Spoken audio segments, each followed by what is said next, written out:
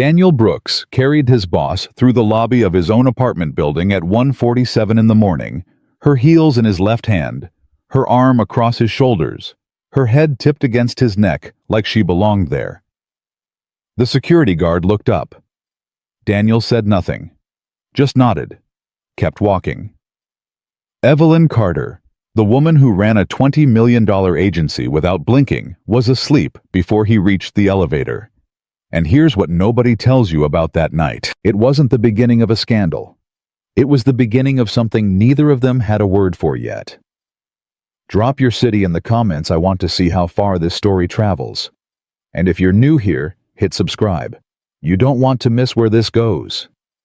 Daniel Brooks was not the kind of man who made scenes. He was the kind of man who noticed things. He noticed when the coffee in the break room was burned and replaced it without being asked. He noticed when a junior copywriter was close to tears before a client presentation and quietly slid a better draft across her desk with a sticky note that said, "Use this one." He noticed things that other people in that office were too busy or too ambitious to see. That was his particular curse, and depending on the day, his particular gift. He had worked at Meridian Creative Group for 3 years. Senior copywriter, good salary, decent reputation. The kind of steady, reliable professional presence that organizations quietly depend on without ever fully acknowledging. He wasn't chasing a promotion. He wasn't networking at every happy hour. He came in, he did his work, he did it well, and he went home. Home in Daniel's case was a 2-bedroom apartment on the north side of Chicago where the radiator knocked every winter, and the second bedroom had been converted into something between a home office and a controlled explosion of baseball cards, half-finished Lego sets, and the unmistakable creative chaos of a 12-year-old boy named Marcus. Marcus was the reason Daniel was methodical, careful, deliberate. When you are the only parent in a house, you cannot afford to be reckless. You cannot afford to make decisions at 11 o'clock at night that you will spend the next 6 months cleaning up. You learn to think 3 steps ahead. You learn to read the room. You learn to take stock of a situation before you move, because when you move wrong, there is a child watching you move wrong, and children remember everything. So when people at Meridian described Daniel Brooks, they used words like solid and professional, and occasionally a little hard to read. What they meant was, he didn't spill himself all over the office. He didn't perform emotions for an audience. He kept his interior life exactly where he chose to keep it inside. It had taken a divorce and 3 years of raising Marcus alone to build that particular discipline. He wasn't bitter about it. He was just careful. Evelyn Carter was a different species entirely. Not in the way people sometimes mean that dismissively, condescendingly, as if to say she was too much. No. Evelyn Carter was a different species, the way a precision instrument is different from a regular tool. Everything about her was calibrated, intentional, engineered for maximum effectiveness with minimum visible effort. She had been appointed creative director of Meridian 18 months ago, stepping into a role that 3 men before her had held, and in various ways spectacularly fumbled. She came in on a Monday morning, sat through 2 hours of onboarding meetings, and by Wednesday afternoon had restructured the entire client pitch process in a way that doubled their close rate within a quarter. Nobody had asked her to do that. She just saw a problem and fixed it. That was Evelyn. She was 41 years old, though she looked younger and carried herself older with the kind of quiet authority that didn't need to announce itself. She didn't raise her voice in meetings. She didn't have to. When Evelyn Carter spoke, people stopped what they were doing and listened because experience had taught them that missing even a sentence of what she said was a decision they would regret. She was not unkind. That was important to understand. She was not the villain of this story, not even close. But she had learned somewhere along the way that warmth was a liability in rooms where people were always measuring you, and so she kept hers rationed, controlled, deployed strategically, and withdrawn before anyone could use it against her. Daniel had watched her for 18 months and arrived at a private conclusion that he had shared with exactly no one. Evelyn Carter was one of the loneliest people in that building. He had no proof of this, just the accumulation of small moments that most people missed. The way she lingered in the break room, sometimes coffee in hand, looking at the group of junior staff laughing in the corner, not with envy exactly, but with something quieter and more complicated. The way she remembered the names of everyone's children, every spouse, every aging parent, every dog, but never offered anything equivalent in return. The way she occasionally stood at the window at the end of the day after everyone else had gone, just looking at the Chicago skyline, like it owed her an explanation. He noticed. He didn't say anything. That was the arrangement they had entirely in his own head for 18 months. The night it all changed started with a celebration. The Caldwell account had been the white whale of Meridian's fiscal year, a national retail brand with a $120 million marketing budget, and a reputation for chewing up agencies and spitting them out. 4 agencies had pitched. Meridian had won. The final call came at 4:30 on a Thursday afternoon.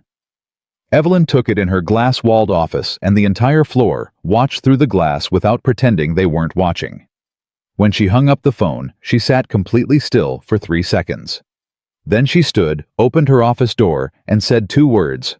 "We got it." The office erupted. There were people hugging people they barely tolerated on regular days. There was someone Daniel never found out who had apparently been keeping a bottle of champagne in the supply closet for exactly this outcome, because it appeared within 30 seconds. There was noise and laughter, and the specific kind of collective relief that comes when a team has been holding its breath for 4 months and finally gets to exhale. Evelyn stood in the middle of it, composed as always, accepting congratulations with a measured smile that said, "We earned this," without being either arrogant or dismissive. Daniel watched her from across the room. He saw beneath that measured smile something flicker. Not joy. Not exactly. Something more fragile than joy. Something that looked almost like grief. The grief of a person who has worked very, very hard for something and arrived at it only to realize that arrival doesn't feel the way you imagined it would. He looked away before she could notice him looking. Come. The after-party was at Hendricks, a hotel bar 2 blocks from the office, the kind of place with low lighting and leather chairs and a whiskey menu that required reading glasses. Meridian had a tab.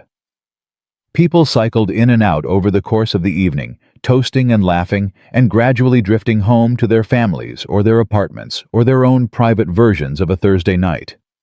By 10 o'clock, the crowd had thinned to maybe 6 people.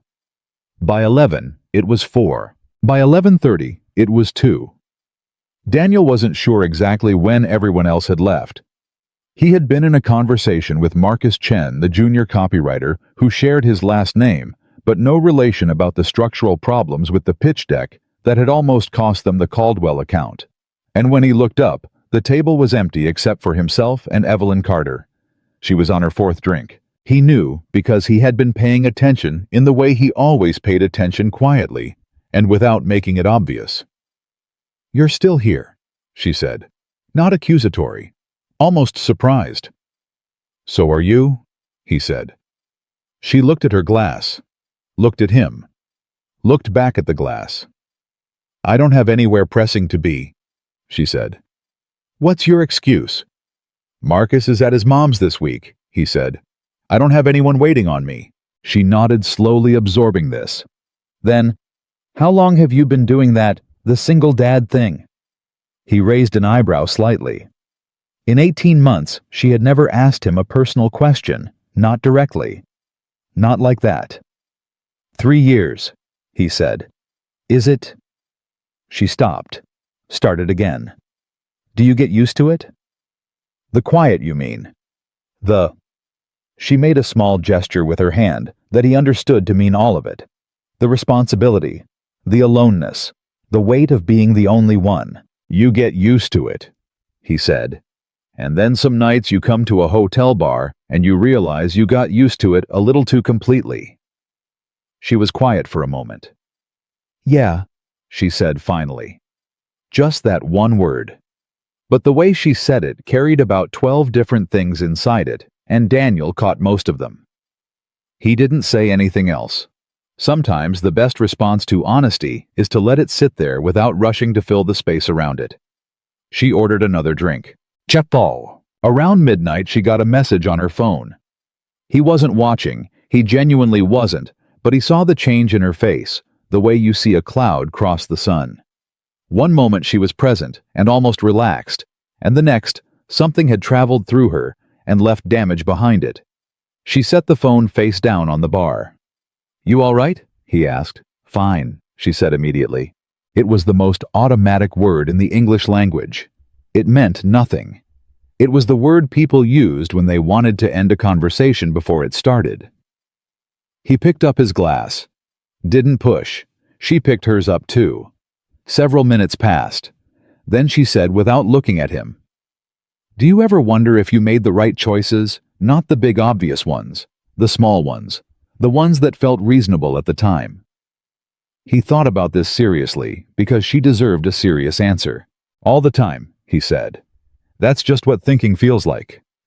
She made a sound that was almost a laugh. Not quite. "That should not be as comforting as it is." "I know.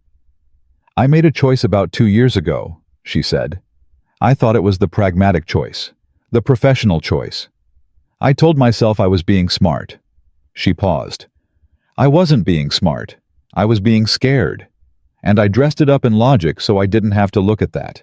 He didn't ask what the choice was. It wasn't his business, and he knew it. "What happened?" he asked instead, because that was a different question. She was quiet for a long moment. Then, "What always happens when you choose work over everything else? The everything else eventually stops being available." He let that sit. She finished her drink. She ordered another one, and this is where Daniel made his first decision of the night. Not a dramatic one. Not a heroic one. Just a quiet recalibration of his own position. He was no longer just having a late drink with his boss after a work victory. He was watching a woman who was drinking past the point of good judgment in a hotel bar at midnight alone. He did not make a production of this realization. He simply set his own glass down and switched to water.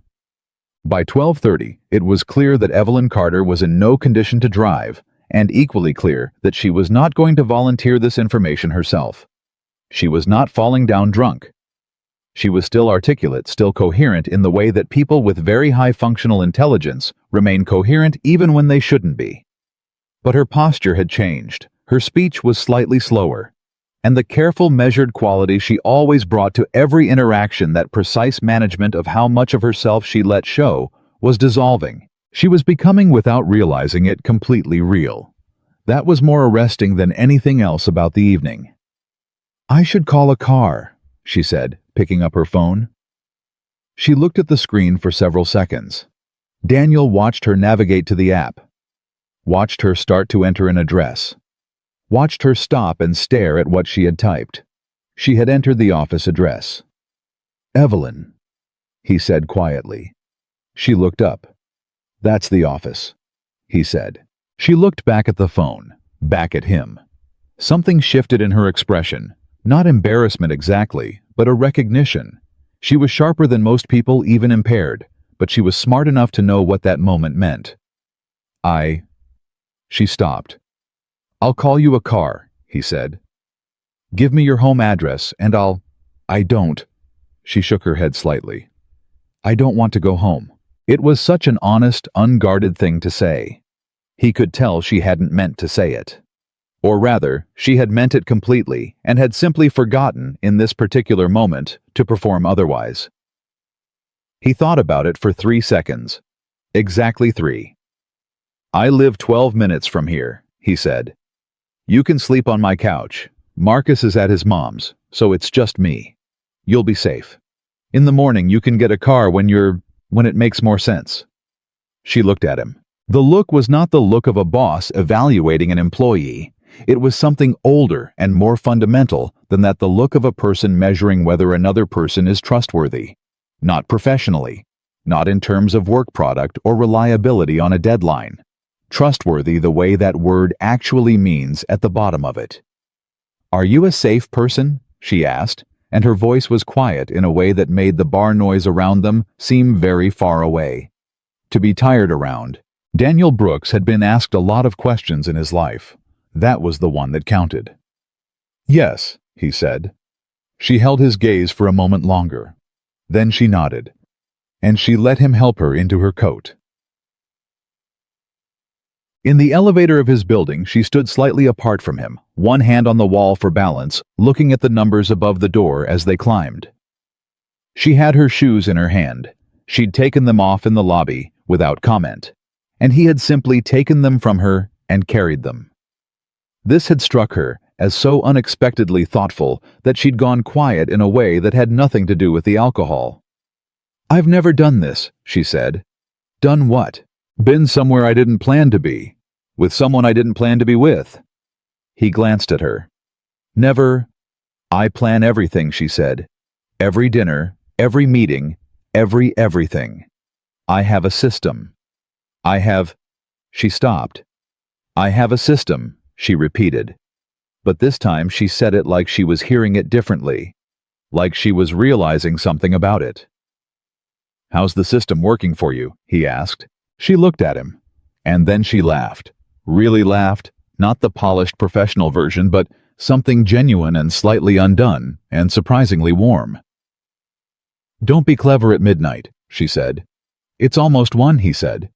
"Even worse," she said. The elevator opened. He walked her down the hall. He unlocked the door. And somewhere between the hotel bar and the threshold of his apartment, something had shifted between them, not into anything inappropriate, not yet, not even close, but into something honest. Something that didn't have a professional category. Something that felt for the first time in a long time like two actual human beings. He pushed the door open. She stepped inside. He followed. And neither of them had any idea what the next few hours would cost them or what they would be worth. Tiempo. The apartment was quiet. The city was quiet. And Evelyn Carter stood in the middle of Daniel Brooks' living room, in her bare feet, holding her shoes, looking around at the space where a real life happened. Baseball cards and book spines, and a child's jacket on the back of a chair, and something in her face did something he had never seen it do before. She looked like she was about to cry. She didn't, but she looked like it, and Daniel, who noticed everything, noticed that too. She stood there for almost 30 seconds without moving. Daniel didn't rush her. He set her heels down near the door, dropped his keys on the table, and walked to the kitchen. Like this was the most ordinary thing in the world. A woman standing barefoot in his living room at 1 in the morning, holding herself together with a kind of concentrated effort that was almost visible. "Water," he called. "Please," she said. Her voice was steadier than he expected. He filled 2 glasses, came back, held one out to her. She took it with both hands, which told him more than she probably intended. Both hands meant she wasn't fully trusting one hand alone. Both hands meant she was managing something. She drank half the glass without stopping. He sat in the chair across from the couch. Not next to her, across from her. The distance was deliberate, and she noticed it, and he saw her notice it, and something in her shoulders came down about half an inch. "You have a lot of books," she said. "Marcus thinks it's embarrassing." Marcus is 12. 11, almost 12. She looked at the bookshelf for another moment. Then she looked at him. "You don't seem like the kind of man who cares very much what people think of him." "I care what Marcus thinks," he said. "That's about where it ends." She was quiet. She turned the water glass slowly in her hands, around and around. He'd noticed she did that in meetings too, turned her pen, turned her coffee cup when she was working something out internally that she wasn't ready to say out loud. "Can I ask you something?" she said. "You can ask. That doesn't mean you'll answer." "Correct." She looked at him with an expression that was almost amused. Almost. "Fair enough." She paused. "Do you like working for me?" He blinked. Of all the directions he had expected the conversation to go, that was not one of them. "That's a complicated question," he said carefully. "That's not a no. It's not a yes either." She tilted her head slightly. "Say what you actually mean." He considered her for a moment. The old version of this conversation, the professional version, the version where he remembered who she was and who he was and what the appropriate boundaries of that relationship were, would have produced a diplomatic non-answer.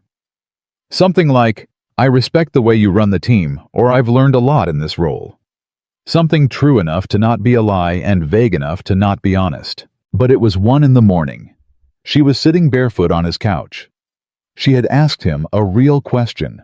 He gave her a real answer. "You're the best creative director I've worked under," he said. "You see things other people miss. You make decisions without needing everyone to agree with you first, and you're almost always right, which is more annoying than it sounds." He paused. "And you run a very cold room, professionally.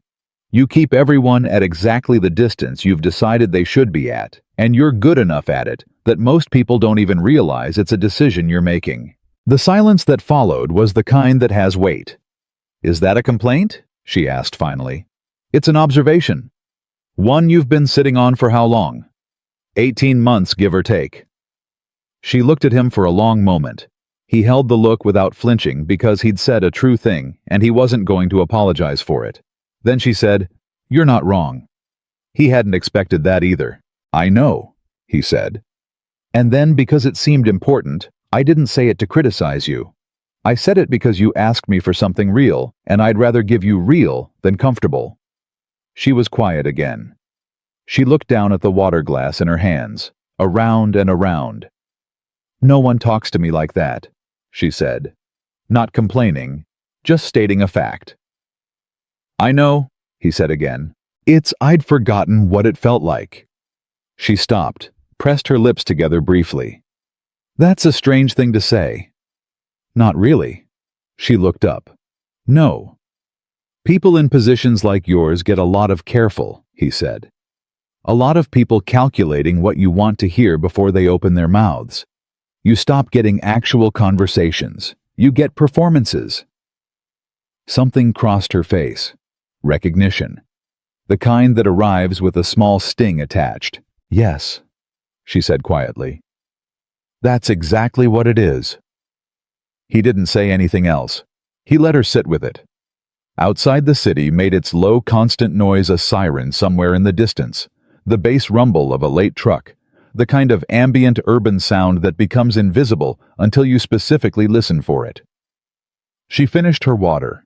He got up, took her glass without asking, refilled it, brought it back. She looked at the glass, looked at him. "You do that a lot, don't you? Notice what people need before they have to ask for it." "Occupational hazard," he said. "Single-parent thing. Or just you." He sat back down. "Maybe both." She pulled her feet up under her on the couch, an unconscious gesture, the kind of thing you do when you've stopped performing and started actually existing in a space. He caught it, filed it, said nothing. "That message," she said. He waited. "Earlier. At the bar. The one that—" She stopped, made a small gesture with her hand. "His name is Richard. Was. Is. Complicated tense." She exhaled slowly. "We were together for almost 2 years. I ended it 14 months ago because I decided my career needed to be the priority, and a relationship was a complication I couldn't manage. And tonight he's engaged," she said. "He sent me I don't know why he sent me anything. We haven't spoken in months. Maybe he thought I should hear it from him. Maybe he wanted me to know he was fine. Maybe—" She stopped again. "I don't actually know what he wanted. I just know what it felt like." "What did it feel like?" She looked at him. Her eyes were very steady, very clear in the way that some people get clear when they're being honest about something painful, like the honesty itself sharpens everything. "Like being told that the choice you made was permanent," she said. "Like the door you closed is actually closed now. Not just closed, locked." He didn't say "I'm sorry." She didn't need the ritual of it. He just nodded because nodding was the honest response and acknowledgement without performance. "Do you regret it?" he asked. She thought about it. Really thought, not the fast, reflexive answer people give when they want to sound decisive. "I regret the way I made it," she said finally. "I don't know if I regret the choice itself. I was drowning in that relationship. Not because he was bad. He wasn't. He was actually good. He was patient and consistent and—" She paused. And I couldn't accept it. I kept waiting for it to become complicated, and when it didn't, I made it complicated, because simple felt like a trap. Why? Because I grew up watching my mother accept simple, she said. And simple meant small. Simple meant giving up. I decided very early that simple was a thing that happened to people who didn't want enough. He was quiet for a moment. You know that's not true, he said. I know it now, she said. I knew it then too, actually. Knowing something and being able to act on it are not always the same conversation. No, he said. They're not. He thought about Diane, his ex-wife. He thought about the years they'd spent making each other smaller without meaning to, until neither of them had enough room to breathe. He thought about the night she'd finally said, I think we've been making a mistake for about 3 years and we're both too stubborn to say it.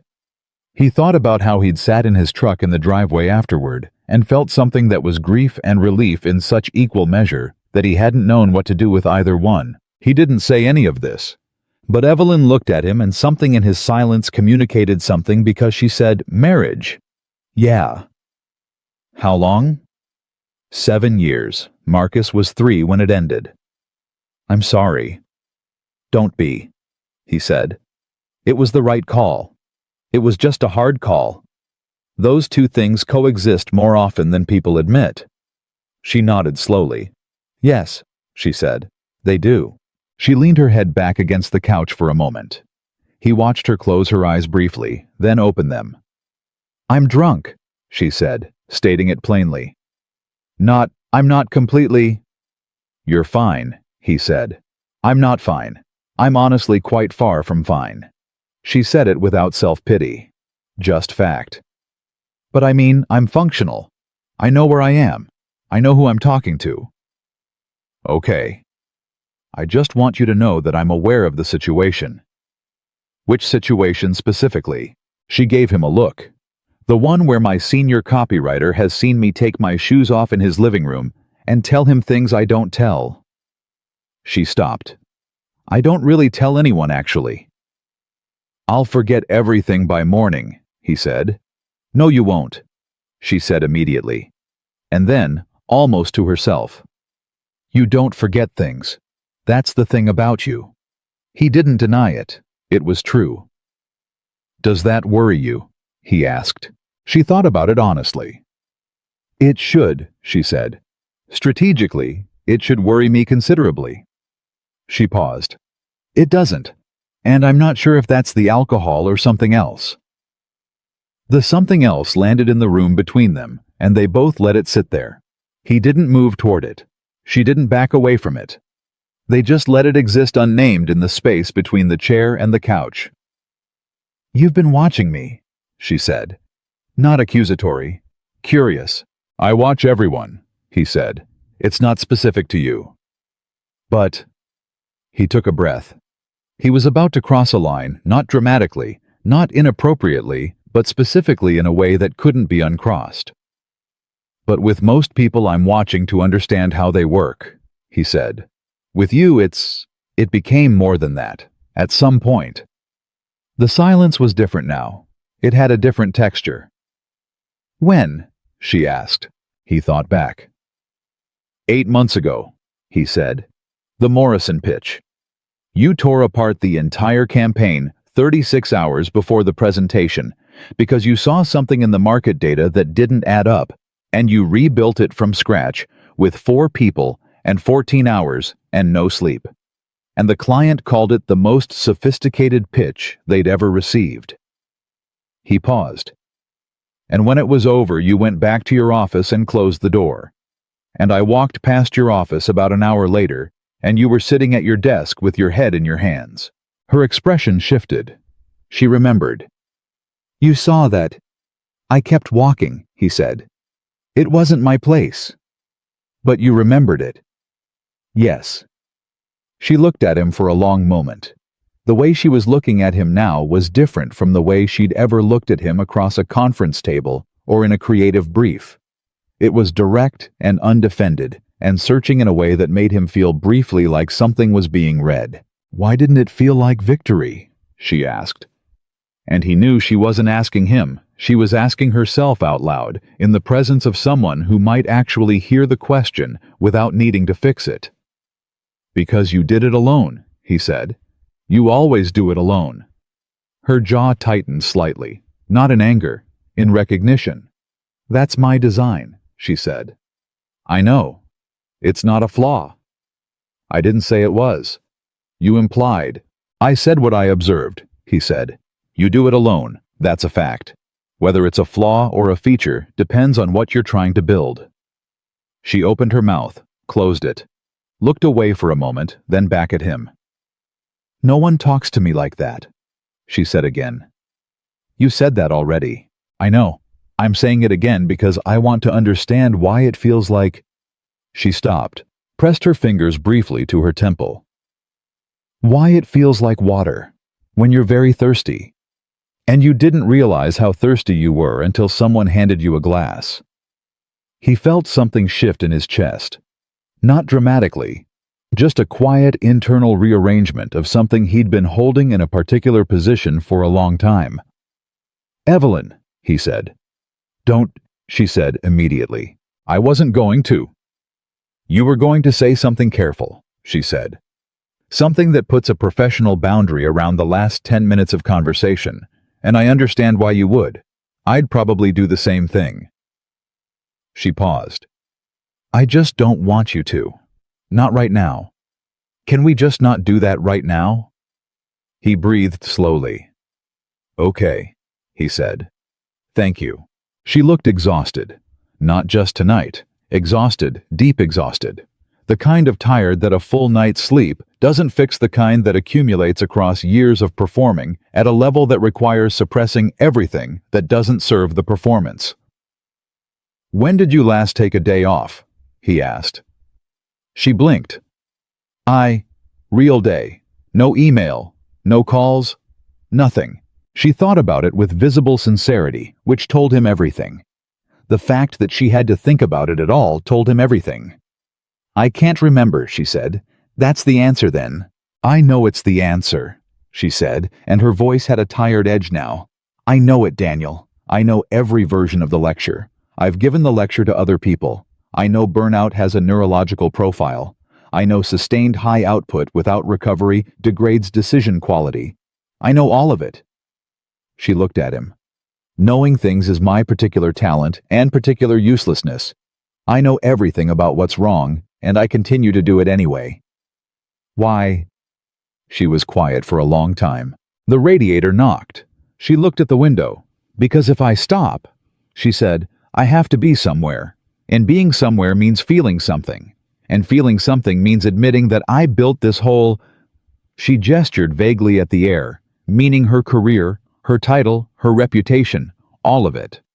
"That I built all of this at least partly to avoid sitting still long enough to notice what I'd traded away to build it." The words came out of her with the careful precision of a woman who had formed the thought 100 times, but never said it out loud to another human being. He didn't move. He didn't speak. He just let her feel heard, which was, he had learned, one of the rarest things one person could offer another. Not advice, not solutions, just witnessed. After a long moment, she made a sound that was something between a laugh and something else. "This is not what I expected when I let you put me in a cab." She stopped. "When you walked me here." "No," he agreed.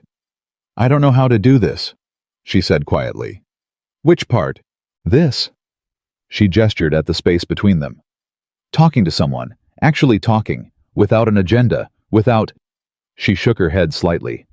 "I'm very good at communication in a professional context, and I am apparently terrible at this." "You're doing fine," he said. "I'm drunk on your couch and I told you about Richard, and I said the water thing.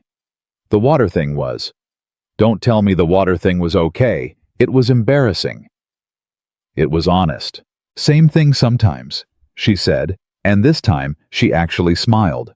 Not the measured professional smile, a real one, small and slightly self-deprecating and more beautiful, he thought, than anything she'd deployed at the office in 18 months.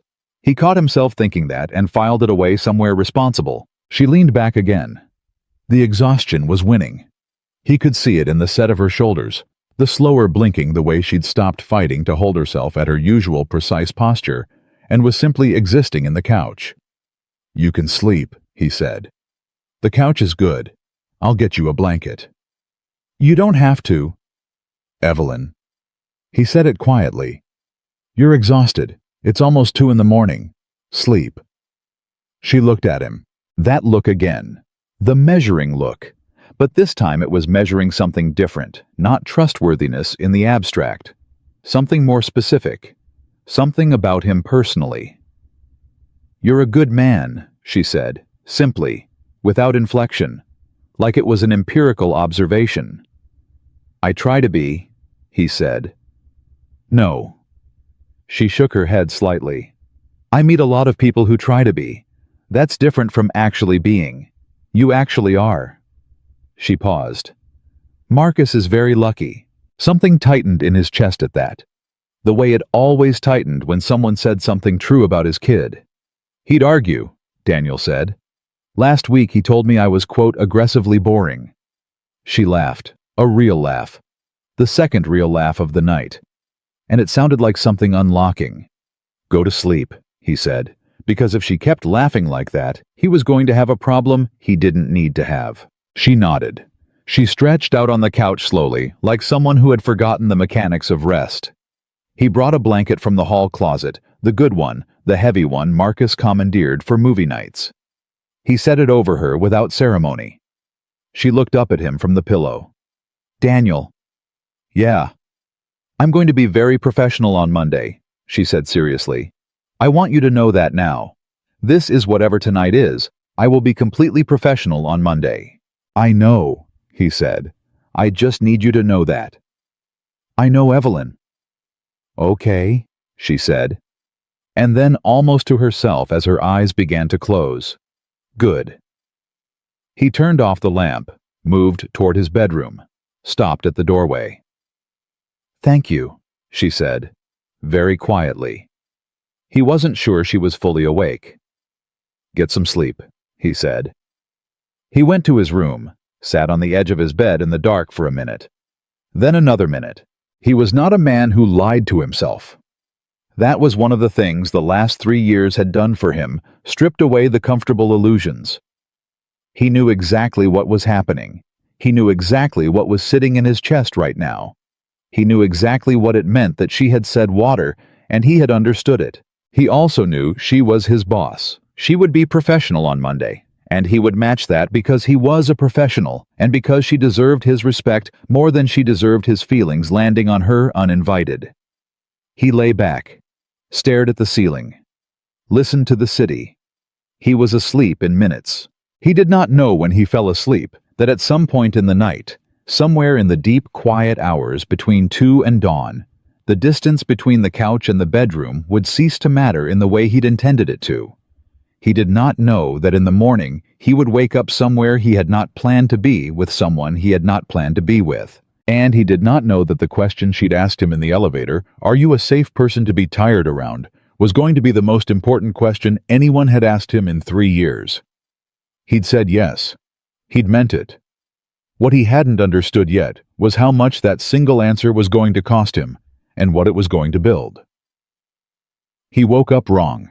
Not wrong in the sense of disoriented. Daniel Brooks had a reliable internal clock, the kind that single parenthood burns into you permanently.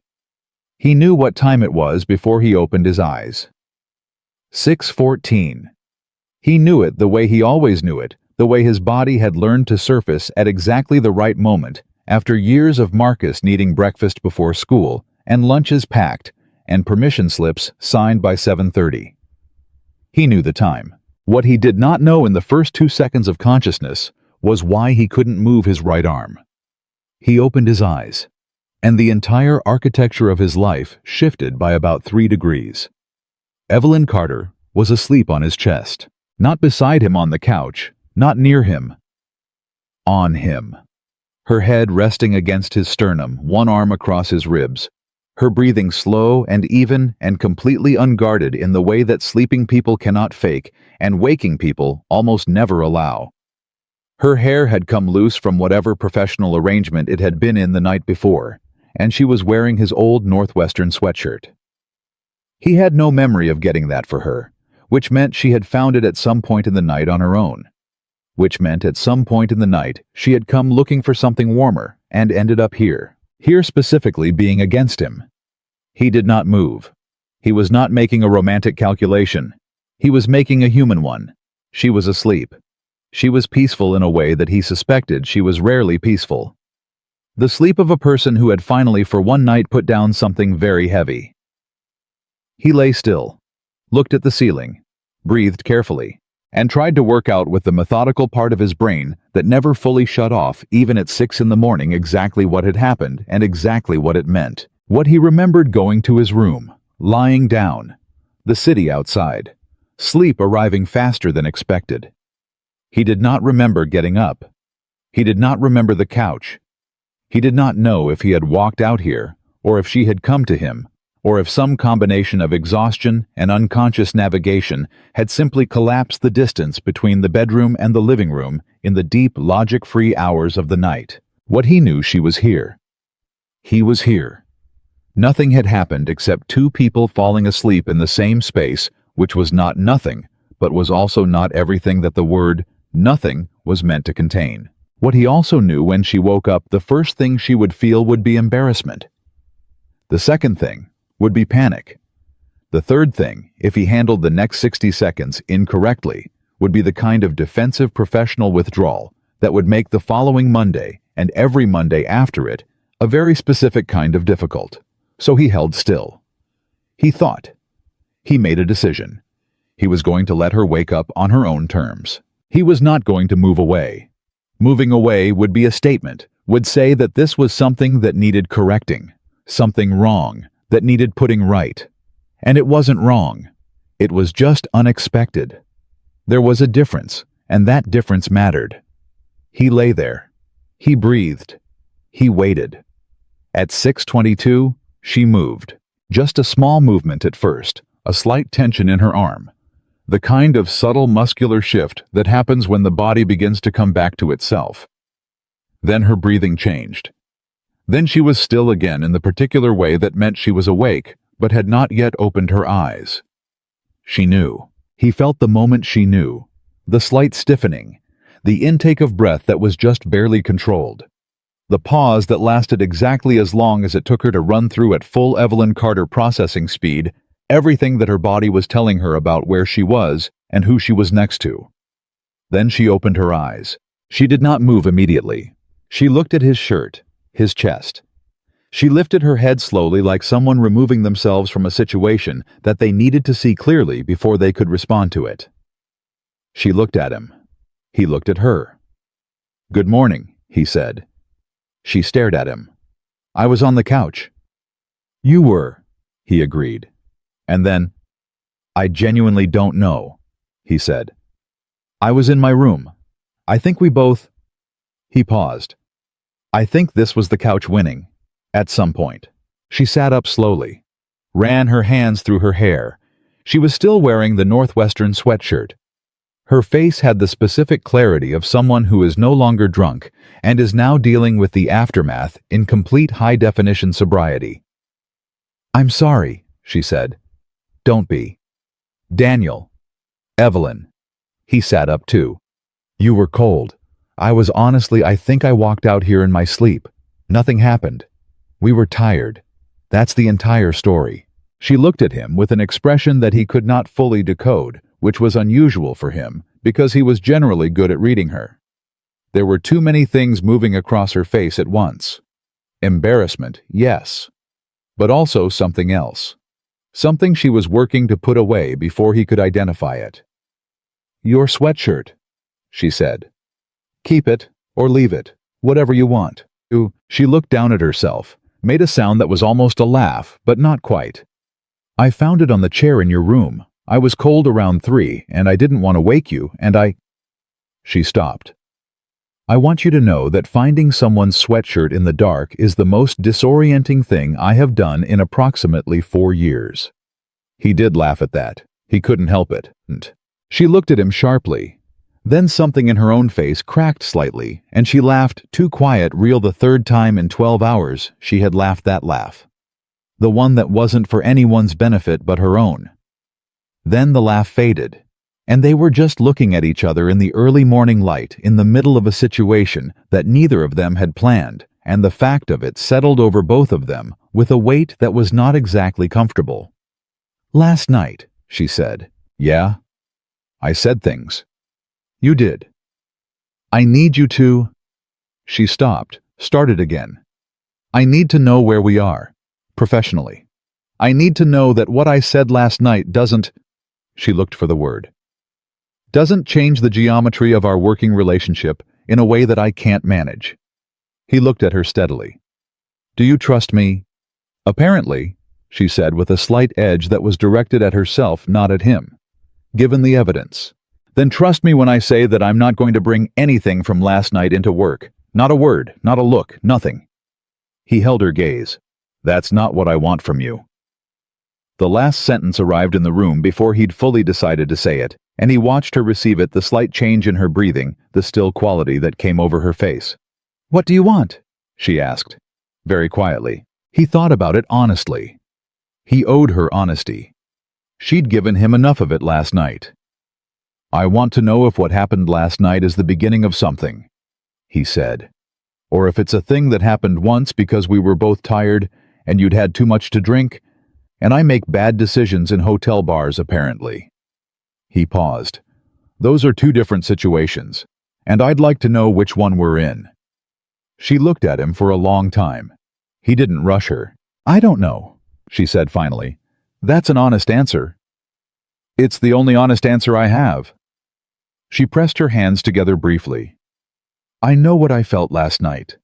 I know what this—" She gestured small and uncomfortable at the space between them. "I know what this feels like. And I know that I am standing in my employee's apartment at 6 in the morning, wearing his sweatshirt, which is a sentence I could not have constructed about my life 12 hours ago. Life is creative that way," he said. "This is not a joke, Daniel." "I know." He said it seriously. "I know it isn't. I'm not treating it like one." She stood up. He stood too. Not because she needed help, but because it felt wrong to stay sitting while she was moving, working something out with her whole body, the way she sometimes did in high-stakes meetings, moving instead of standing still, because stillness was too much like surrender. "I need coffee," she said. "Kitchen's there." She walked to the kitchen. He followed. She found mugs without being shown where they were. She'd been here less than 8 hours, and she already moved through the space with a kind of unconscious ease that he noticed and tucked somewhere private.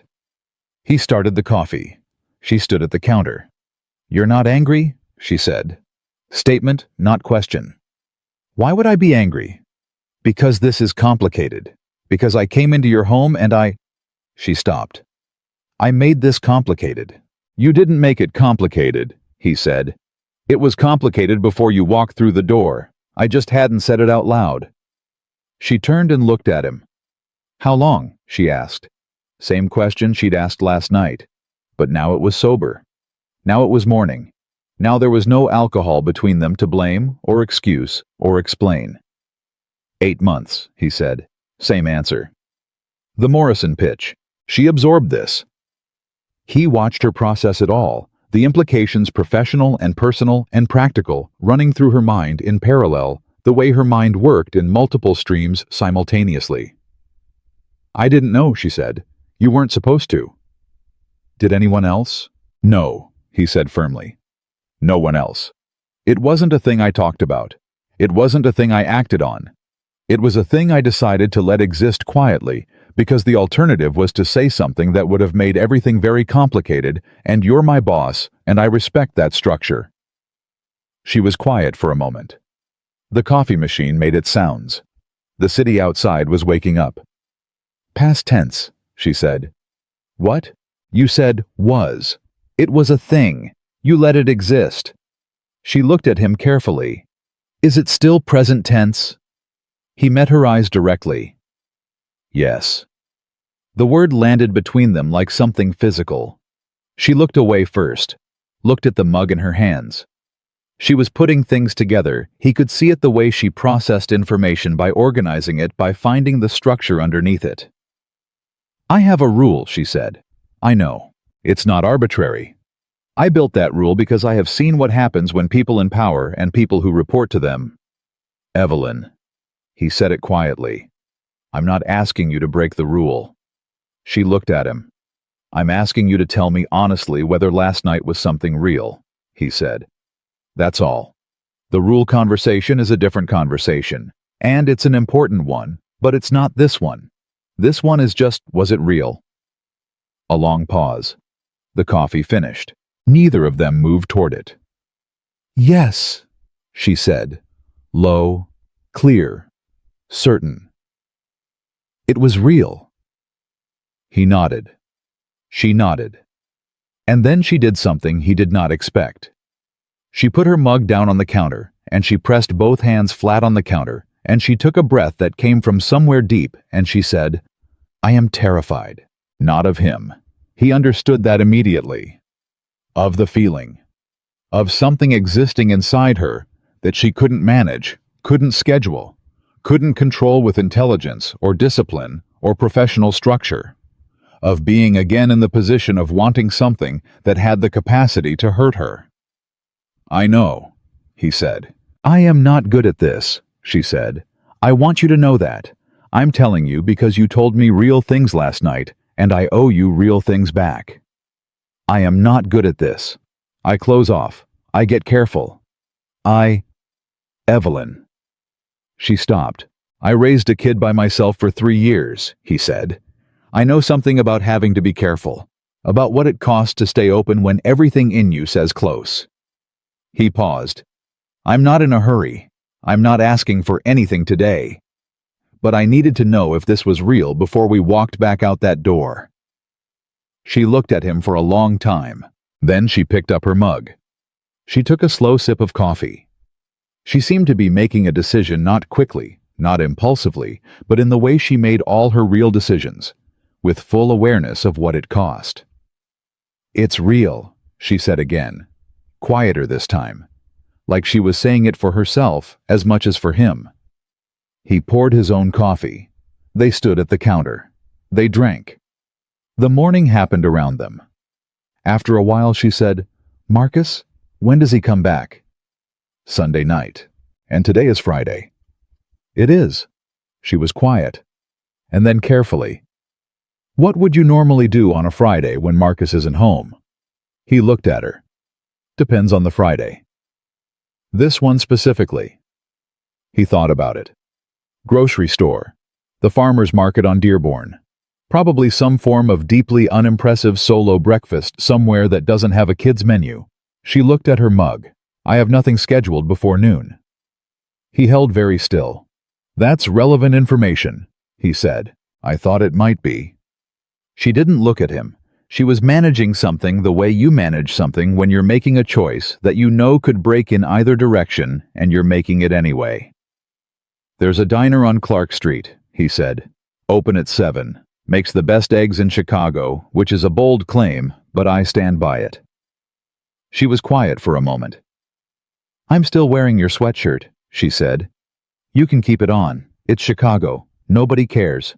She looked at him then. And something in her face settled not into ease exactly, but into a kind of decision.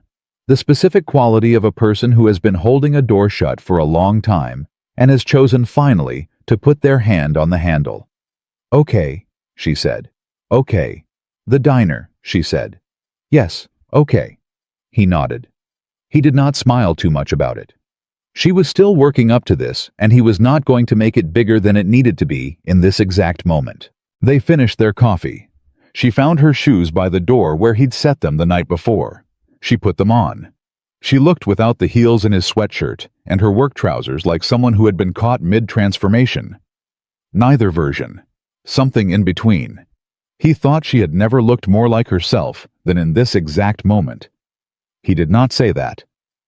They left the apartment. In the elevator, she stood close enough that he could have reached out and touched her arm, and he did not because she needed to move at her own speed, and he understood that. But when the elevator doors opened and they walked out into the lobby, she did something small and completely undramatic that he was going to remember for a very long time. She matched her step to his. Just that. Just walked beside him. Not behind, not ahead. The way she usually walked through the office with her specific directional energy, but beside him at the same pace through the lobby and out the door and into the cold Chicago morning. Outside, the city was doing what Chicago does in the early morning, all noise and movement, and that particular cold that gets into your lungs cleanly, like the air itself has decided to wake you up properly. She breathed it in. He watched her breathe it in. "Better?" he asked. "Different," she said. They walked. And here is what neither of them understood yet. Walking down Clark Street on a Friday morning in November with their coffees finished, and the diner 2 blocks ahead, and the night behind them, folded into something they hadn't named yet. The next 48 hours were going to be the easiest part. What was coming after that? What walked back into the building with them on Monday morning? What followed them into every meeting and every deadline and every professional interaction that now carried the weight of something personal? That was the part that would test everything. What was coming was the question of whether what was real between them was strong enough to survive being real in the world. And on a Friday morning in November, with the cold air off the lake doing what it always did, and Evelyn Carter walking beside him in his sweatshirt, Daniel Brooks did not yet know the answer to that question. But he was no longer afraid of finding out. That was new. That was something. They crossed the street. She said something about the wind. He said something back. She laughed again, the real one, the unlocked one, and for a block and a half of Chicago pavement, it was just 2 people walking toward breakfast. Then her phone rang. She looked at it. He looked at her, looking at it. The name on the screen was not Richard. It was something else. Something that made her face change in a different way. Not pain, not complicated history, but the specific tightening of someone whose professional world has just reached out and touched their personal morning. She looked at him. "It's the board," she said. He felt something go very still in his chest. "Take it," he said. "Daniel Dink, take it." He said it with the full steadiness he had. "I'll get us a table." She looked at him for 1 second. 2. Then she answered the phone. He kept walking toward the diner. He didn't know yet what the board wanted at 7 in the morning on a Friday. He didn't know yet that it was going to change the geometry of everything they had just carefully begun. He pushed open the diner door. Warm air hit him. He found a table by the window. He ordered 2 coffees without being asked what the second one was for, and he waited. She walked into the diner 11 minutes later. He knew it was 11 minutes because he had been watching the door and watching the clock on his phone in the specific way of a man who has learned that waiting is its own form of information. The longer someone stays on a call with a board of directors at 7 in the morning, the more the board of directors has to say. And boards of directors at 7 in the morning are rarely calling to deliver good news. She sat down across from him. She didn't take off her coat. That was the first thing he noticed. She picked up the coffee that was already there. He had ordered it without asking. She had noticed that and filed it. But she didn't say anything about it now. She wrapped her hands around the mug the way she'd wrapped them around the water glass the night before. Both hands, managing something. "Tell me," he said. She looked at him. Her face was composed in the way it was always composed at work. Professional surface interior architecture invisible. But he had seen what was underneath the professional surface now, and so the composure read differently to him than it would have 24 hours ago. He could see what it was costing her. "The Caldwell contract," she said. He went still. "What about it?" The board received information this morning that Caldwell's internal procurement team flagged a conflict of interest in our pitch process. She said it the way she said things in crisis meetings, precise, stripped of excess emotion, organized. Specifically, they are alleging that our pitch included proprietary market research sourced from a former Caldwell contractor who shared that data with someone at Meridian without authorization. Daniel set his coffee down slowly. "That's a serious allegation." "It is." "Is it true?" She looked at him directly. I don't know yet. I didn't know anything about it until 7 minutes ago. She paused. What I do know is that if there is any substance to it, the Caldwell contract is dead. And if Caldwell walks, we lose the anchor account that the entire Q1 projection is built on. And if Q1 falls apart, the board starts asking questions about leadership, he said. Yes, he absorbed this. He thought about the pitch, the Morrison pitch he'd referenced last night that had been different, that had been internal restructuring. The Caldwell pitch had involved 3 teams, 2 external research contractors, and 6 weeks of competitive intelligence work. He had written 3 sections of it himself. Who on our team had contact with the Caldwell contractor? He asked. She looked at him. That's what I need to find out today. Today. Friday. The board wants a preliminary assessment by end of day Monday, which means I have this weekend to understand what actually happened before I walk into that room. He looked at her. She was still wearing his sweatshirt under the coat. She had come into this diner 40 minutes into what was supposed to be a different kind of Friday morning, carrying something that had nothing to do with what they'd been building toward. And she was holding it the way she held everything alone, organized and entirely inside herself. What do you need? He asked. She blinked. What? Right now, today. What do you actually need?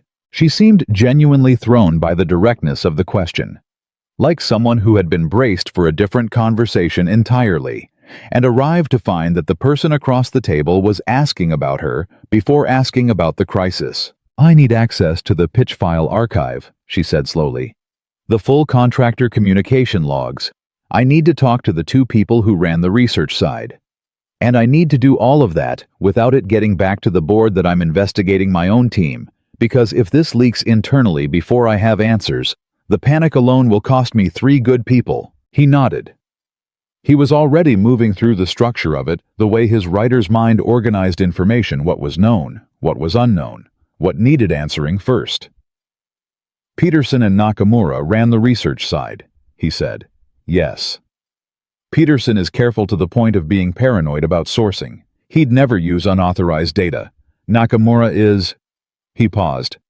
Nakamura is ambitious. She's been angling for a senior role since she got here. Evelyn looked at him, very still. That's not an accusation, he said. I'm just telling you where I'd start. I know it's not an accusation. She held his gaze. How did you know that about Nakamura? I pay attention. She looked at him for a long moment. You know, she said quietly. When I walked in here, I was ready to have a professional conversation, the kind where I put on the right voice and manage the information and keep the appropriate distance. She stopped. And then you asked what I need, and I didn't. She pressed her lips together briefly. I forgot to do the other thing. Good, he said simply. Something in her face moved. This is very inconvenient, she said. Which part? All of it. She looked at the table. You, this morning. The fact that I can apparently talk to you like you're... She stopped. Like I'm what? She looked up.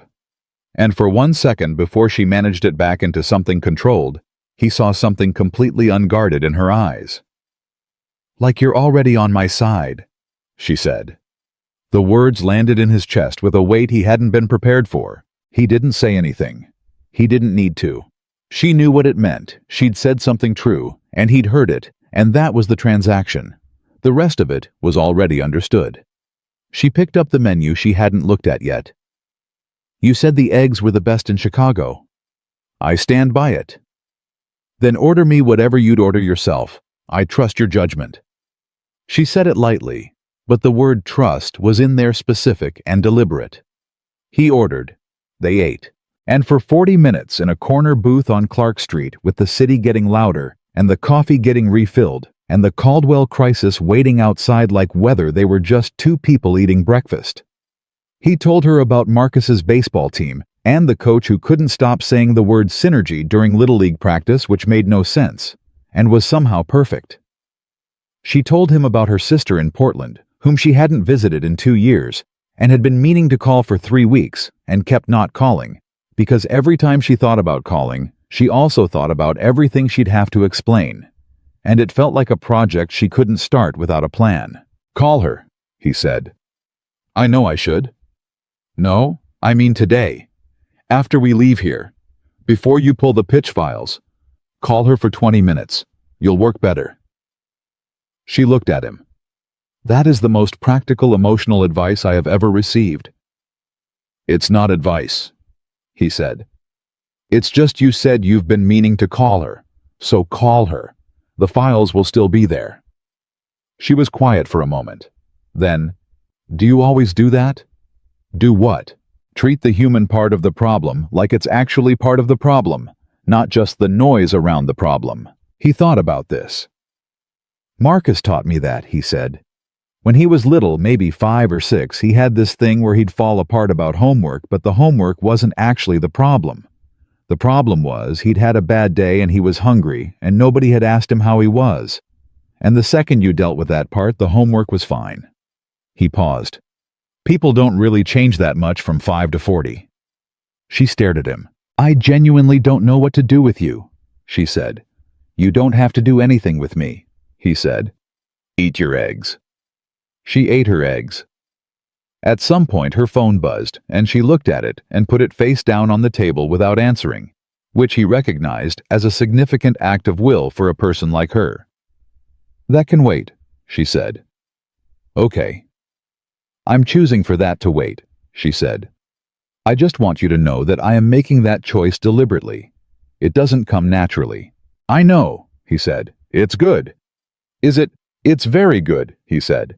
15 minutes from now you'll be back in it. Let it wait 15 minutes. She looked at him with that look again, the one he was starting to recognize as specifically his, the look that meant she was revising something. Some previous calculation, some assumption she'd made about how things worked, or how people operated, that he had just quietly contradicted by existing in front of her in a particular way. He would have given a great deal to know what the revision was, but he didn't ask. He let it be hers. They finished breakfast. She paid. She was fast about it, had the card out before he'd registered what was happening, which made him raise an eyebrow. "Don't," she said. "I wasn't going to say anything." "You were thinking it." "I was thinking you were fast." "I'm always faster than people expect," she said. And there was something in the way she said it that was not just about paying a check. Outside, the air hit them again. She pulled his sweatshirt tighter under her coat. She hadn't mentioned giving it back. He wasn't going to mention it either.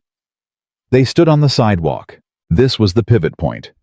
He could feel it, the morning tipping between what it had been and what it was about to become. She was going to go deal with Caldwell. He was going to go somewhere. Home, probably. And the question that had been sitting underneath all of breakfast was now standing directly in front of both of them. "I need to say something," she said. "Okay, what we said this morning. In your apartment." She was careful with her words now, not cold, but precise. "About what's real. I meant it. I need you to know I meant it, and I'm not going to pretend I didn't mean it on Monday." "I know," he said. "But I also need—" She paused. "I need to handle this Caldwell thing correctly. And I can't handle it correctly if I'm also—" She gestured slightly. "Worried about us," he said. "Yes." She held his gaze. "Not because it isn't important. Because it is important, which means I want to do it right. Not in the middle of a board crisis. Not when I'm exhausted and reactive. I want to—" She stopped. Started again. "I want to think about what the right structure looks like, professionally, so that when we—" She stopped again. He waited. "So that when this becomes a real thing," she said, and the when was deliberate, and he heard it, "it doesn't blow up something that matters because we didn't think it through." He looked at her for a long moment.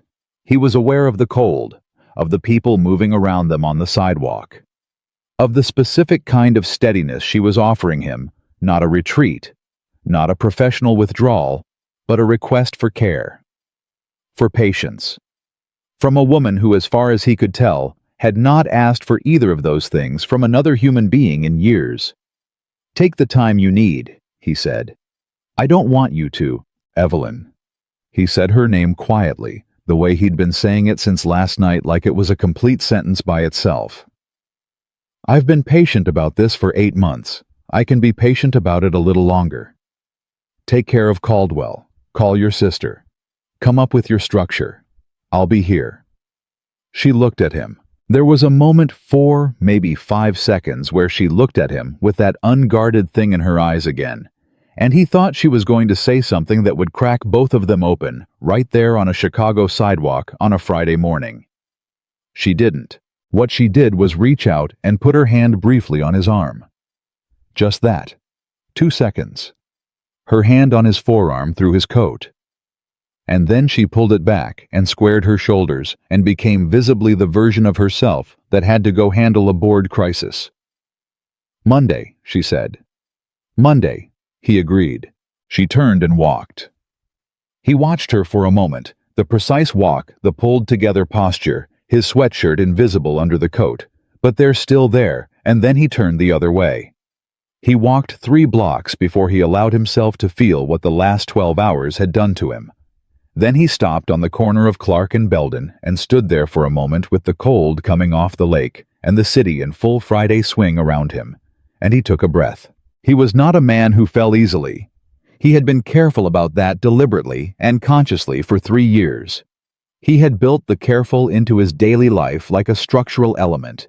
Because he had Marcus to think about, and a job he needed, and a life that required stability, and he could not afford to fall for someone who wasn't going to catch him.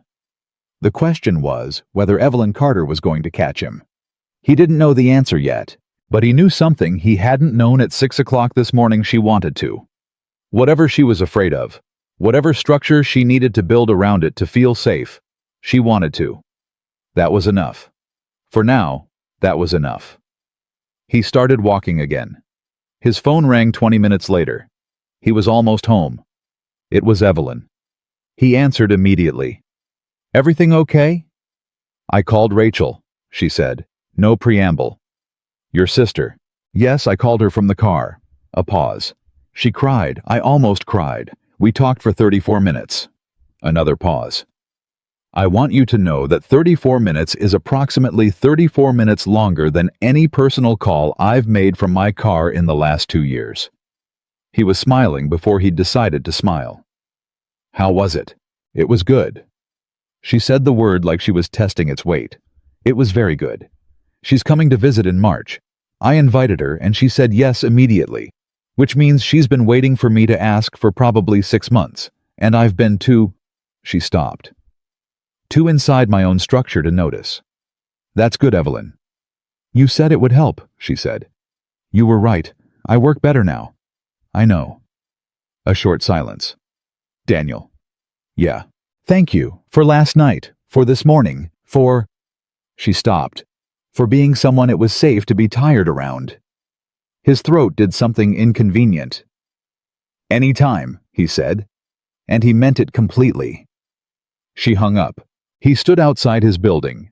He looked up at the sky, which was the specific gray of a Chicago November, doing exactly what it always does, and he thought, okay, this is real. This is actually happening. A thing that has been true for 8 months and invisible for 8 months is now visible and real and moving in a direction. He went inside. He did his laundry. He went to the farmer's market on Dearborn and bought apples and decent coffee and the kind of bread Marcus liked. He thought about Evelyn approximately every 4th minute, which was an improvement over every 2nd minute, which is what it had been for the first hour after he'd left her on that sidewalk. He was a methodical man. He understood that what was happening had a structure to it. She was going to handle her crisis. She was going to build her framework. She was going to come at this carefully and with full intention, which was, he understood this, now the only way she knew how to come at anything that mattered to her. And he was going to give her that. Because he was, as she had said, actually a good man. Not trying to be, actually. Monday arrived the way Mondays arrive when you've been thinking about them all at once and too soon. He walked into the Meridian offices at 8:40. He got coffee. He sat at his desk. He was professional. He was composed. He was from all observable external evidence, simply a senior copywriter starting a regular work week. At 9:15, Evelyn's office door opened. She walked out. She was in full professional mode, sharp, precise, the version of her that ran the room. She had a team meeting in 10 minutes, and everyone knew it. She moved through the space with her usual directional energy, stopping to speak to the account coordinator, picking up a file from the front desk. She walked past his desk.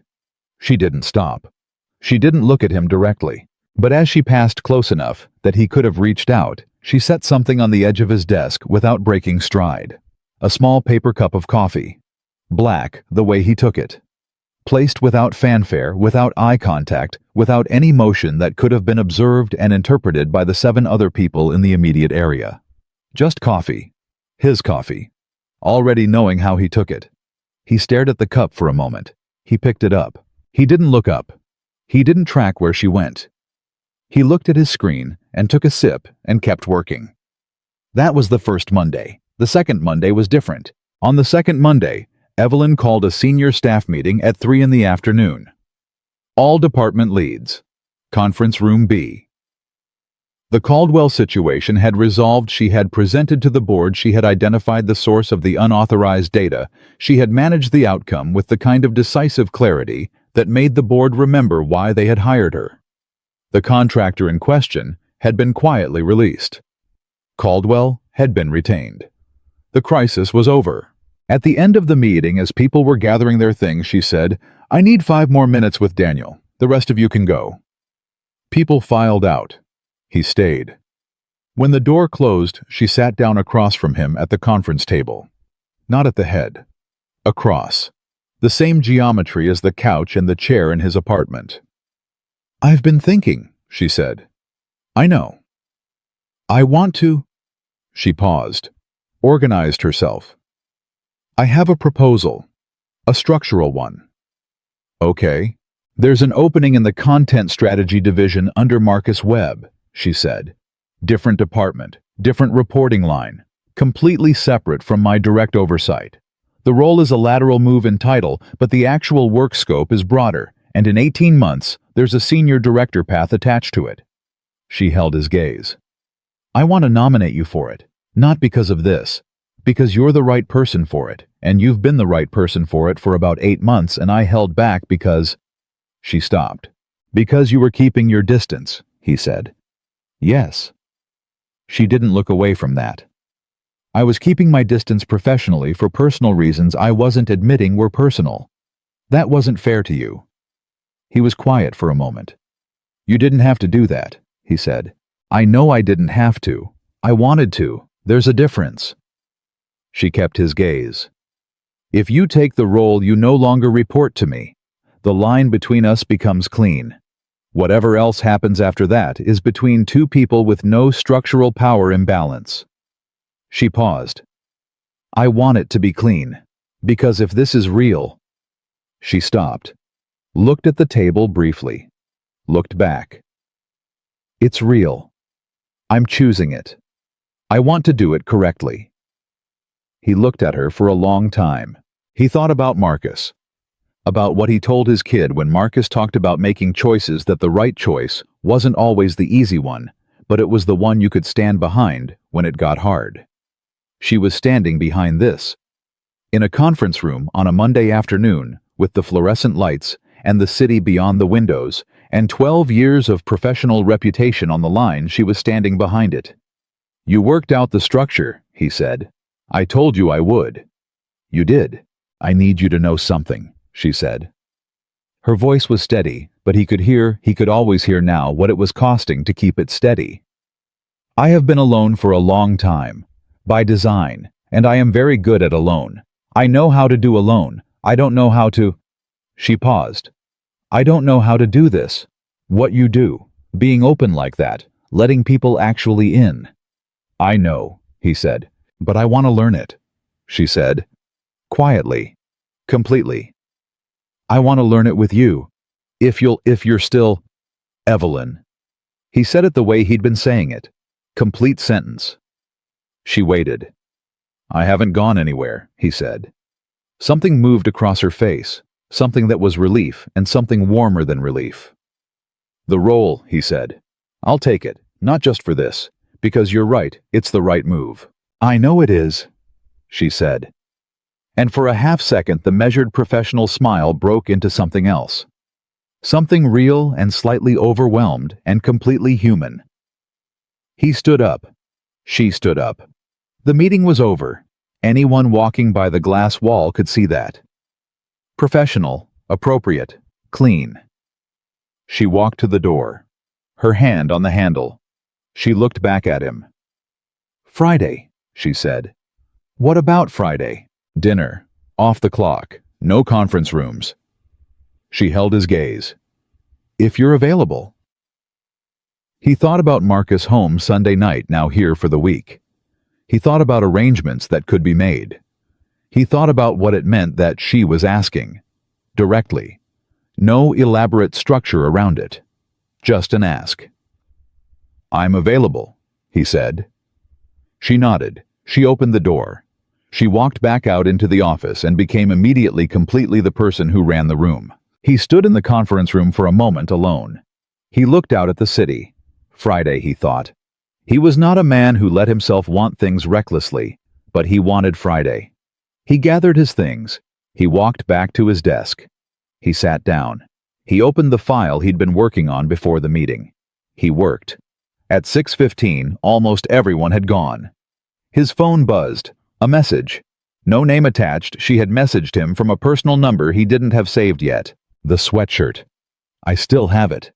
I've been meaning to return it." He read it. He read it again.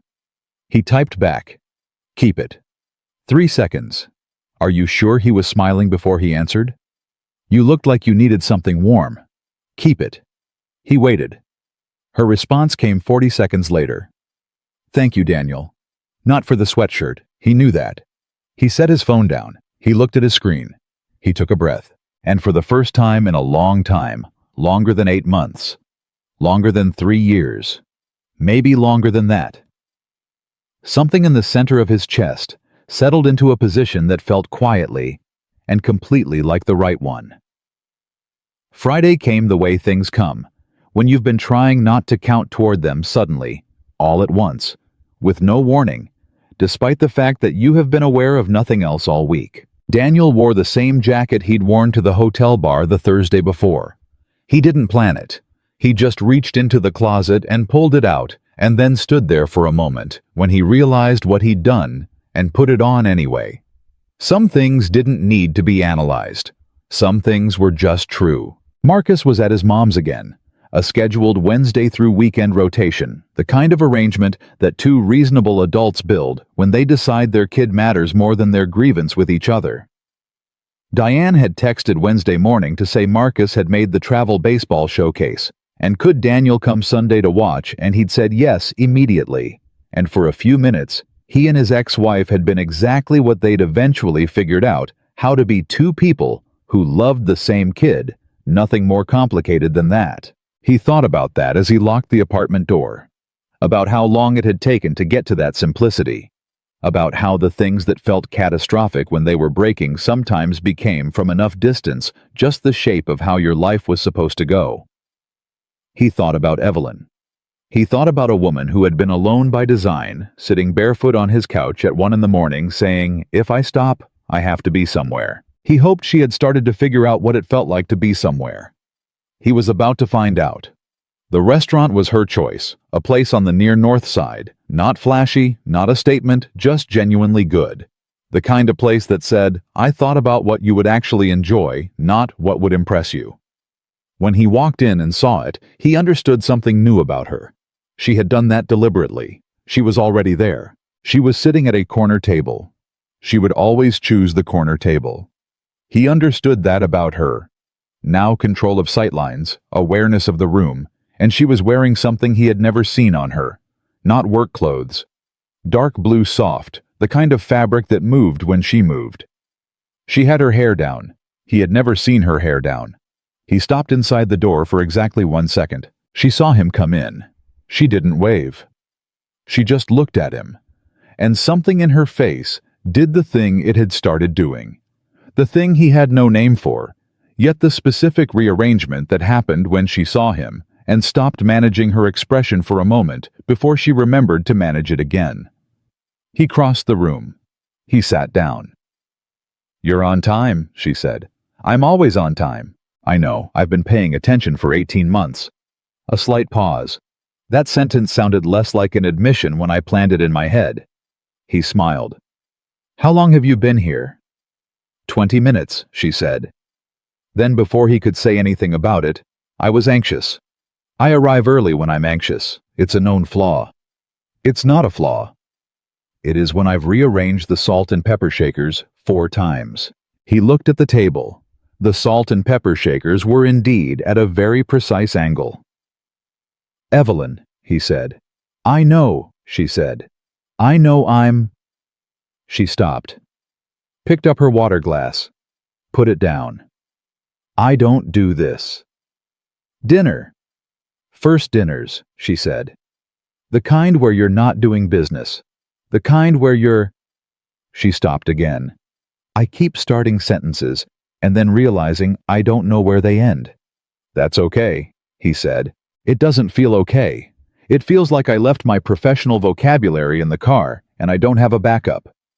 He looked at her with the steady look that she had told him felt like water.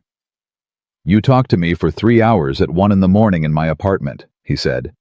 "You don't need a vocabulary with me. You've already proven that." She was quiet for a moment. Something in her settled slightly.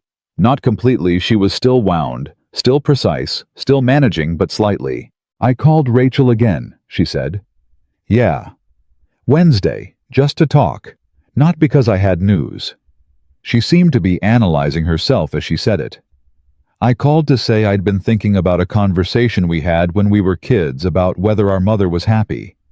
I don't know why I called about that specifically, I just—" She paused. "I've been thinking about happiness lately, what it looks like, whether I've been confusing it with success for long enough that I've forgotten the difference." He said nothing. He let that sit. "She said she thinks I've been confusing them since I was 19, Evelyn said. "My sister. She said it very lovingly. She also said it like she'd been waiting 15 years to say it." "What did you say back?" "I said she was probably right, and I was actively working on it." She looked at him. "You're part of what I meant by that." The directness of it landed in his chest. "How does that feel?" he asked. Saying that, she considered it genuinely. "Terrifying," she said, "and also easier than I expected." Which is its own kind of terrifying, honestly. The waiter came. They ordered. She ordered decisively. He noted this. She did not perform the studied deliberation that some people used in restaurants as a way of signaling complexity. She knew what she wanted, and she said it. That was Evelyn. That had always been Evelyn.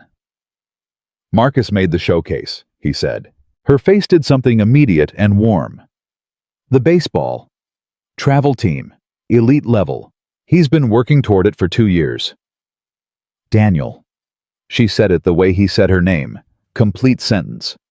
"That's incredible. He's a good kid," he said. And then, because it felt important to say it to her specifically, "He's a good kid, and I had almost nothing to do with it. He decided who he wanted to be, and he went there. He's 11, and he has more clarity about himself than most adults I know." "He gets that from you," she said. "He gets it from himself." "He gets the capacity to get it from himself, from you," she said. "That's not a small thing. That's everything." He looked at her. She held the look without flinching, without managing it away, without performing composure. She just let him look at her. "I'd like to meet him," she said. "Someday. When it makes sense. I'm not rushing. I just want you to know that I'm not operating under the assumption that he's a separate category from whatever this is." Something tightened in his chest in a way that was not painful. "He's the main category," he said quietly. "I know," she said. "That's exactly why." He picked up his water glass. She picked up hers. They clinked them without making a thing of it, the way you do when a toast is real and doesn't need to be announced. The food arrived. They ate. The conversation moved not around important things, but through them, with the ease that had surprised him in his apartment, and was now becoming something he was starting to count on. She talked about a book she'd bought 6 months ago, and kept moving from her nightstand to her desk and back without reading. He talked about the drive through Wisconsin he took with Marcus every August, the same route every time, the same stop at the same diner in Janesville. She asked questions about the drive that were specific and curious, and told him she was filing the details, storing them in the way she stored everything that mattered. He was aware continuously that this was the first time she had sat across from him without being his boss. It felt like removing a constraint he hadn't known he was working around. They were finishing dinner when her phone lit up on the table. She had placed it face up, he had noticed that. She almost always placed it face down in personal settings, defense against the professional world bleeding in. Face up was an act of trust. She glanced at the screen. Her expression changed. Not dramatically. But he was fluent in her expressions now, fluent in the small vocabulary of her face, and he saw it. "What?" he said. She looked at him. "It's from HR." A pause. "The transfer paperwork cleared. It's official as of Monday." She set the phone down. "You're no longer in my reporting line." He held very still. "As of right now," he said. "As of right now," she said. Something passed between them. Not a look exactly, more like a shift in atmosphere, like the pressure changing before weather arrives. They had been operating all week with this fact ahead of them. The transfer was coming. The structure was being built. They had both been careful, professional, deliberate, holding the space that needed to be held. That space was now officially closed. "Well," he said. "Well," she said. She picked up her wine glass.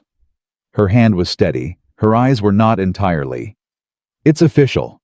We're two private citizens having dinner." "We've been two private citizens having dinner for 2 hours." "I know," she said. "But now it's also true on paper." She looked at him. "I feel the difference. I didn't expect to feel the difference this much." "What does it feel like?" he asked. She thought about it. She did what she always did when she was being honest. Really thought, no fast answer, no reflex. "Like standing on ground that isn't moving," she said. "For the first time in a while." He reached across the table. He put his hand over hers. She went very still. Then she turned her hand over slowly, and her fingers closed around his. They sat like that for a moment. The restaurant moved around them, the ambient noise, the other tables, the city outside, and none of it was relevant. "I need to tell you something," she said quietly. "Okay. I spent this whole week being terrified," she said. "Not about Caldwell, not about the board, about this." She looked at their hands. "About how much I want this. Because I have wanted things before, and I have a history of responding to wanting things by building a wall between myself and the wanting and calling the wall discipline and believing that was a strength." "I know," he said. "I'm not doing that this time," she said. And the way she said it, low and certain, and looking directly at him, was not a question. It was a statement of intent, the kind she made in boardrooms when a decision was final. "I decided this week that I'm not doing that this time." He looked at her steadily. "What changed?" She thought about it. "You said yes," she said. "When I asked if you were a safe person to be tired around. You said yes, and you meant it, and then you proved it for 6 hours, and then you let me go figure out my structure, and you waited." She paused. "I am not used to people waiting. I am used to people deciding I'm not worth the complication." "Then they were idiots," he said simply. She laughed. The real one, the unlocked one.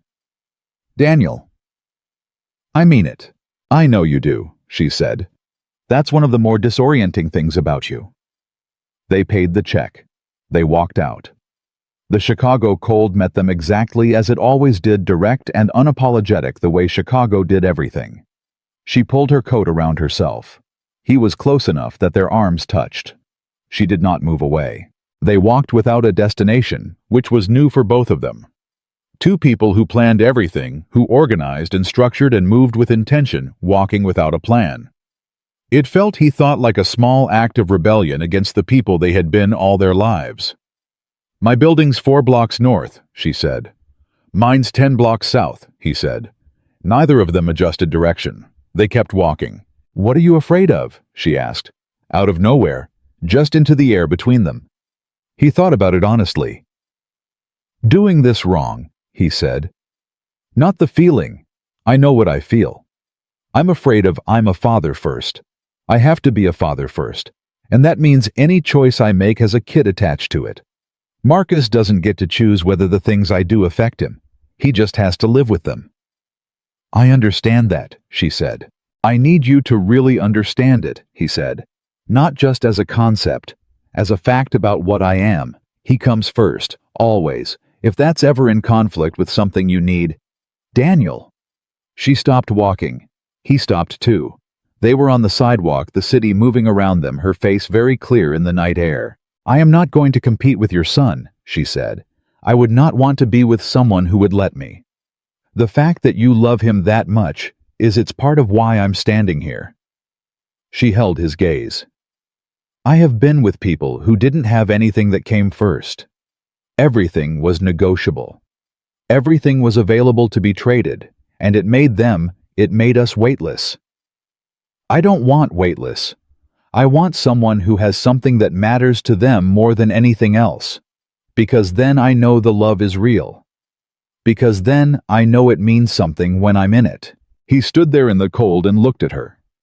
This woman, who had been put together and untouchable for 18 months, was standing on a sidewalk in the dark, telling him that his son, his loud, baseball-obsessed, Lego-exploding, synergy-hating 11-year-old, was a reason toward her, not a reason away. He had not been prepared for that. "Evelyn," he said. "I know," she said quietly. "No, I need to—" He stopped, organized himself. "I need to say this correctly." She waited. "I have been careful for 3 years," he said. "Not because I'm a careful person by nature. I'm careful because I learned what it costs to be reckless with the wrong person.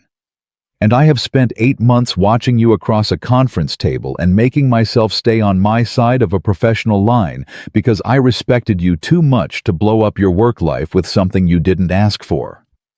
He paused. "And then you asked me if I was a safe person to be tired around, and I said yes, and I meant it in the moment. But I don't think I understood until right now what I was actually saying yes to." She was very still. "What were you saying yes to?" she asked. "To this," he said. "To you, the whole thing. Not just one night where I bring you water and a blanket. The whole complicated, careful, terrifying thing." She breathed in. She breathed out. "Okay," she said. "Okay." "Yes," she said. "Okay, that's yes." She shook her head slightly, and the laugh that came was small and overwhelmed and completely real. "I have given presentations to Fortune 500 boards without my heart rate going above 70, and right now I genuinely cannot feel my hands." "That might be the cold," he said. "It is absolutely not the cold," she said. He reached out. He took both her hands in his. Her hands were in fact cold. He held them anyway. She looked at their hands, looked at him. "First date," she said. "Technically. I want there to be a second one." "There's going to be a second one," he said. "And Evelyn." He said it with the full weight of the 8 months and the hotel bar and the couch and the coffee and the sweatshirt and all of it. "There's going to be a second one. And a third one.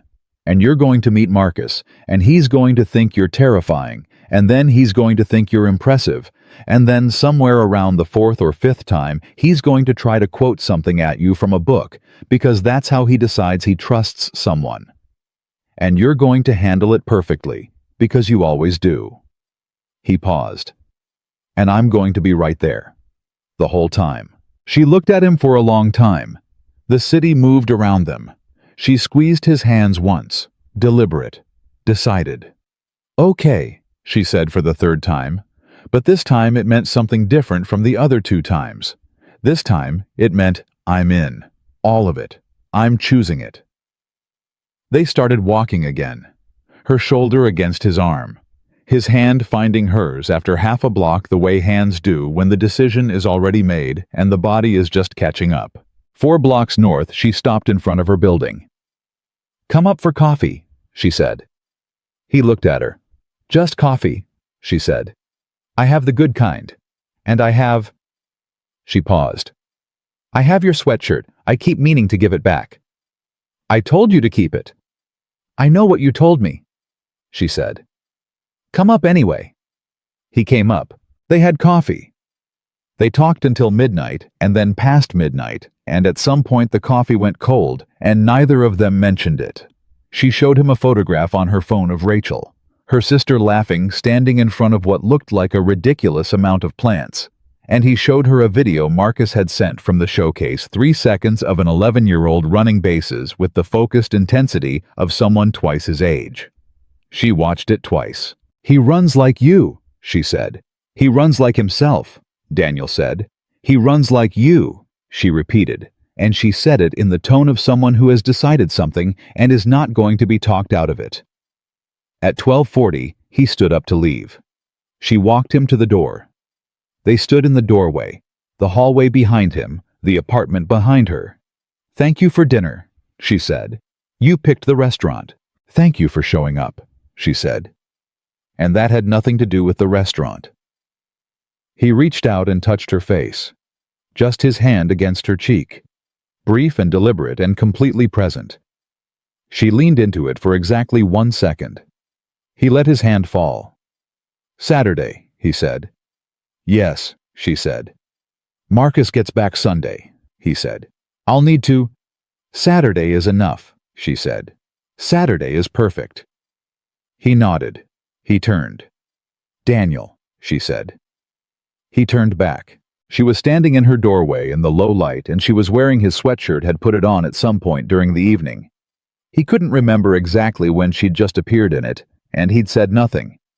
Because some things are better not interrupted. And she looked exactly like what she was. A woman who had finally, after a very long time, stopped building walls and started building something else. "I'm glad you were there," she said. "That night. I'm glad you stayed." He held her gaze. "I wasn't going to leave," he said. She smiled. The real one. The warm, unlocked, completely unmanaged one that she had given him 4 times before tonight, and now gave him again without thinking. He walked to the elevator. He pressed the button. The doors opened. He stepped in. He didn't look back. He didn't need to. He knew she was still in the doorway. He could feel it the way you feel things that are true, not dramatically, not with any fanfare, just with the quiet certainty of something that has settled into place and intends to stay there. The elevator doors closed. He rode down. He walked out into the Chicago night. He put his hands in his pockets. He started south toward his apartment 10 blocks away, and the city did what Chicago always does. It moved it, breathed it, went on being exactly what it was, indifferent and magnificent, and not particularly interested in the private revolutions of the people walking through it. But something had shifted. Something had moved from one position to another. And it would not go back. He thought about the question she'd asked him 8 days ago in a hotel lobby elevator, barefoot, shoes in hand, fighting gravity and composure simultaneously. "Are you a safe person to be tired around?" He had said yes. He had meant yes. "You can sleep without armor here. Yes, you can stop performing. Yes, you can be the version of yourself that exists when no one is watching. Yes, I will still be here in the morning. Yes, I will get you water and not ask for anything. Yes." What he understood now, walking south on a Friday night with the cold off the lake, doing what it always did, and his hands in his pockets, and a particular apartment building 4 blocks north of him, still holding the specific gravitational pull of a specific woman. What he understood now was that the answer had been bigger than any of that. He had said yes to all of it. The complicated, beautiful, difficult, grown-up, real thing of all of it. The woman who put her coffee mug down with both hands. The boss who ran a cold room and hid warmth she had more of than she knew what to do with. The person who called her sister at last and felt water and rearranged salt shakers 4 times before a first date, because she was underneath everything just as afraid as everyone else of wanting something she might not get. He had said yes. He had meant it. And she had walked into his life wearing armor and walked out of his apartment wearing his sweatshirt. And that was the whole story, really. That was the whole thing. Not a scandal. Not a mistake. Not a moment of weakness they would spend months managing the fallout of. A beginning. The specific, careful, honest, hard-won beginning of two people who had both been alone long enough to know exactly what they were choosing when they chose otherwise. Daniel Brooks walked home. The city held its noise around him. And somewhere 4 blocks north in a corner apartment with good coffee and a plant Rachel had brought 2 years ago that Evelyn kept alive, despite never remembering to water it on schedule. A woman stood in a doorway for a moment longer than necessary, wearing a sweatshirt that didn't belong to her and that she had no intention of giving back. Then she stepped inside. She closed the door. She was for the first time in longer than she could accurately measure somewhere, and somewhere felt against all expectation exactly like enough.